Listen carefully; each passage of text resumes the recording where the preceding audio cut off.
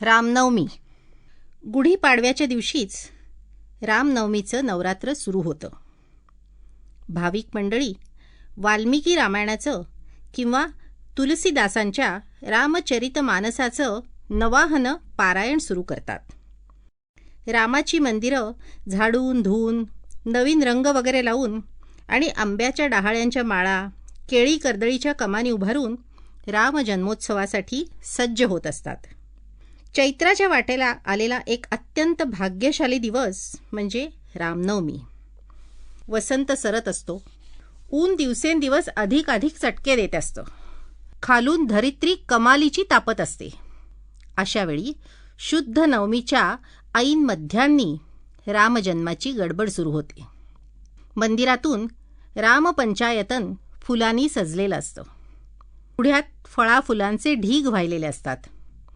कलिंगडं, खरबुजं, साखर काकड्या नुकत्याच पिकायला लागलेल्या असतात. ती पहिली फळं रामचरणी रुजू होतात. मंडपात छोटासा रंगीत पाळणा टांगलेला असतो. सभोवतार दाट गर्दी होऊन कुठल्या तरी बुवांचं रामजन्माचं आख्यान सुरू होतं. नित्याप्रमाणे मध्यान्नी श्रीरामांचा जन्म होतो. देवावर गुलाल, फुलं उधळली जातात. वाद्यांचा गजर होतो आणि धर्मसंस्थापनार्थाय संभवामी युगे युगे असं अभिवचन देणारा चिमुकला देव त्या छोट्या पाळण्यात प्रकट होतो. पाळणा हलू लागतो. गर्दीतल्या आयाबायांचे सूर एकाकार होतात. कोलाहल काही काळ थांबतो.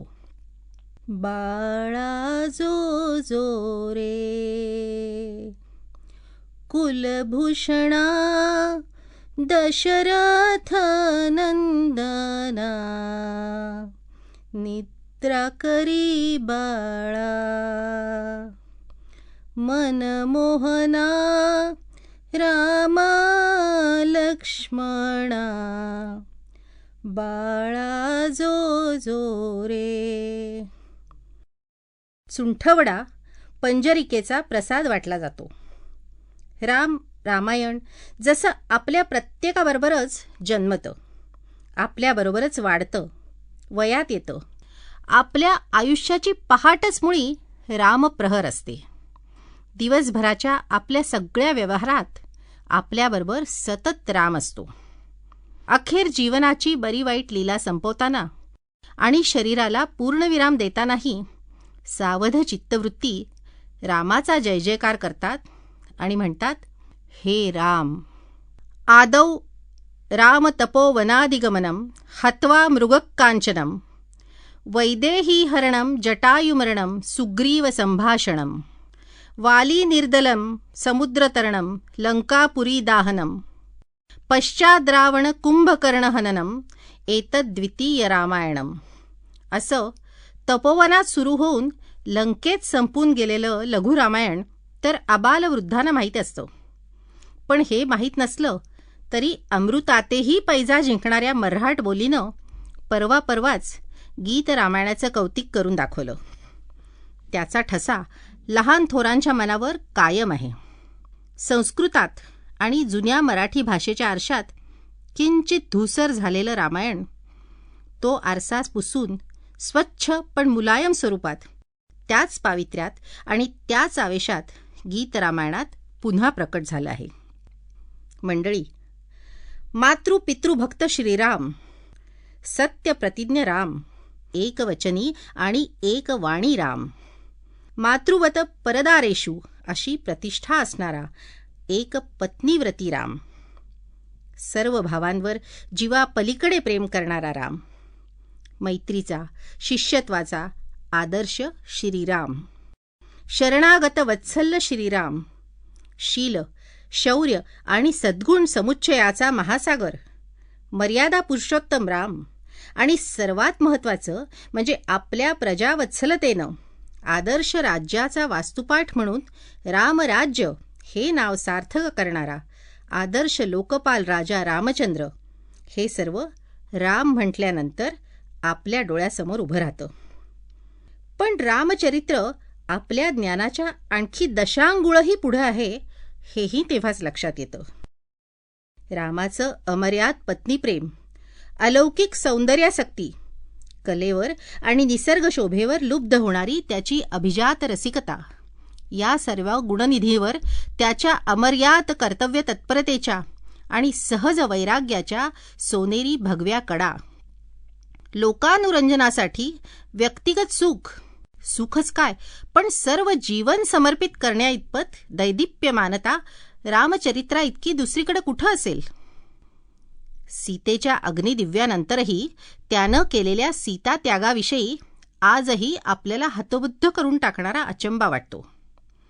सर्व पौराणिक आणि लोकसाहित्यात सपवित्रतेची आणि साध्वीपणाची जी जणू खाणच समजली जाते, श्रीराम स्वतः तिच्याविषयी त्वया जगंती पुण्यानी असं म्हणतात.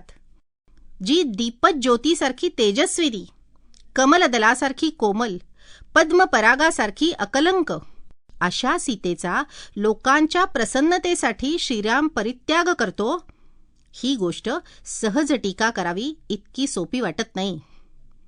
राजा आणि राजनीतीविषयी सांगताना प्रख्यात कौटिल्य म्हणतो, राजा म्हणजे प्रजेच्या सुखसोयींसाठी आणि संरक्षणासाठी असलेल्या राज्याचा उपभोगशून्य स्वामी आहे, म्हणजे व्यवस्थापक आहे. प्रजासुखे सुखम राज्ञः प्रजानांच हितं तिं, नात्यप्रियं हितं राज्ञः प्रजानांतु हितं हितं. परंतु या राजकर्तव्यापेक्षा आणखी कितीतरी भव्य दिव्य गोष्टी रामचरित्रात बघायला मिळतात. मनुष्य जीवनात येणाऱ्या सर्व संबंधांना परिपूर्ण आणि अत्युत्कृष्ट रीतीने पुरं पाडण्याचं उत्तम शिक्षण देणारं एक रामचरित्रच होय.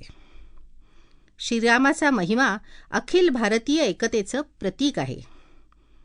प्रत्यक्ष श्रीराम महासागरासारखा गंभीर आहे आणि हिमालयासारखा धैर्यशाली आहे. समुद्रमिव गांभीर्ये धैर्येण हिमवारिनः, या उपमांचा उपयोग करून आसे तू हिमाचल, भारताच्या एकतेचा आदर्श श्रीरामामध्ये दाखवण्याचा प्रयत्न आदी कवींनी केला आहे. अशा प्रकारे जे जे उत्तम, उदात्त, उज्ज्वल, महन, मधुर ते श्रीरामचरित्रात एकाच वेळी उत्कटपणे आढळत असल्यामुळे श्रीराम हा काव्याचा विषय न झाला तरच नवल.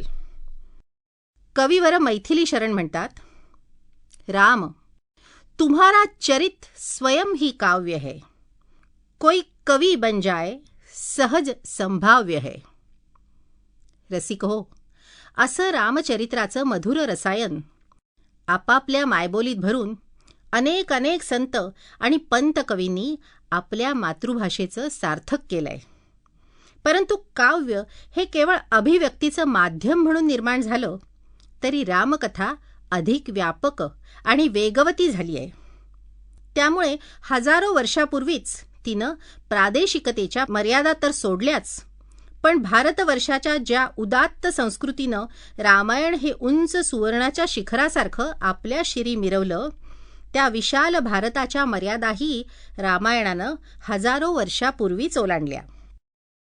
आज भारतातल्या प्रत्येक बोलीभाषेत ज्याप्रमाणे कित्येक रामायण प्रसिद्ध आहेत, त्याचप्रमाणे भारताबाहेर चीन, इंडोनेशिया, थायलंड, ब्रह्मदेश, कंबोडिया, मिसर, युरोप, आफ्रिकेपर्यंत रामकथा स्थळ, काळ आणि परिवहनाच्या सर्व मर्यादांवर मात करून पोचली आहे.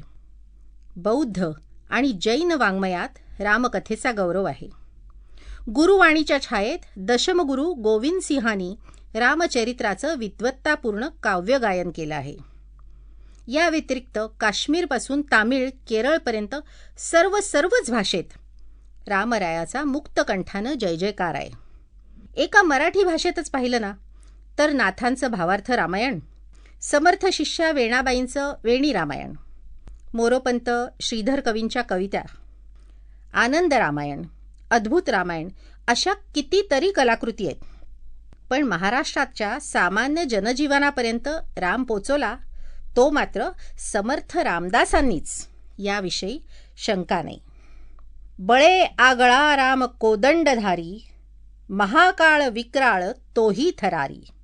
असा कोदंडधारी रघुकुलभूषण दशरथनंदन श्रीराम लोकांपुढे मूर्तिमंत उभा केला तो समर्थांच्या संचारानं आणि लेखणीनं. रामकथा ब्रह्मांड भेदुनी पैलाड न्यावी हेच तर त्यांच्या जीवनाचं सूत्र होतं. या सर्व काव्यांपलीकडे श्रीरामचरित्र मध्ययुगीन काळात काव्य, नाटक, चंपू, आख्यान, स्तोत्र आदी बहुतेक माध्यमातून प्रसिद्ध पावलंय. वर्तमान स्थितीत सर्व जगात बायबलच्या सर्वव्यापी प्रसाराच्या बरोबरीनं रामायण हा एकच ग्रंथ पृथ्वीच्या पाठीवर आहे असं विद्वानांचं मत आहे. रामायणात किंवा रामाच्या चरित्रात अशी कुठली जादू आहे की ज्यामुळे सर्व जगाला त्याची मोहिनी पडावी? श्रीरामानं श्रीकृष्णासारखा उपदेशकाचा मान मिळवला नाही. लोकांना अमुक करा असंही कधी सांगितलं नाही. पण न सांगताही न बोलताही श्रीराम अनुकरणीय झाला तो त्याच्या केवळ चरित्रानं. तो कर्मवीर स्वतःच वागत गेला. त्या वागण्यातच त्या गुणांचे श्रेष्ठ आदर्श निर्माण करीत गेला. धर्माच्या, समाजाच्या, संस्कृतीच्या, नीतीच्या, संस्काराच्या सर्व मर्यादा त्यानं स्वीकारल्या आणि त्या साक्षीला ठेवून आपल्या कर्तृत्वाची झळाळी धर्म, अर्थ, कामांच्या मर्यादांना त्यानं दिली. लोकमानस त्याने हलवून सोडलं.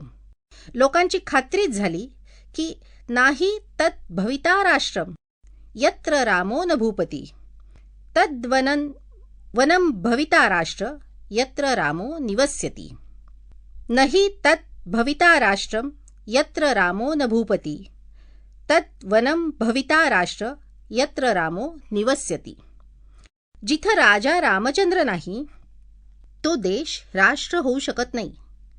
पण जिथे जिथे श्रीराम निवास करतात ते अरण्यही राष्ट्र होते. अशी श्रीरामाची मोहिनी अगदी त्रेतायुगापासून तो आजपर्यंत जनमानसावर पडली आहे. कवी विचारतात, कशासाठी रामानं जन्म घेतला? कशासाठी त्या भगवंतानं ही मानवी लीला साकार केली? त्याला प्रभुचंद्रांचं उत्तर असं आहे की धरायां राजतां शांतिर्भवतु गुणिनो जनः संस्कृता भारता धीरा सत्यधर्म परायणः. पृथ्वीतलावर शांतीचं साम्राज्य येवो.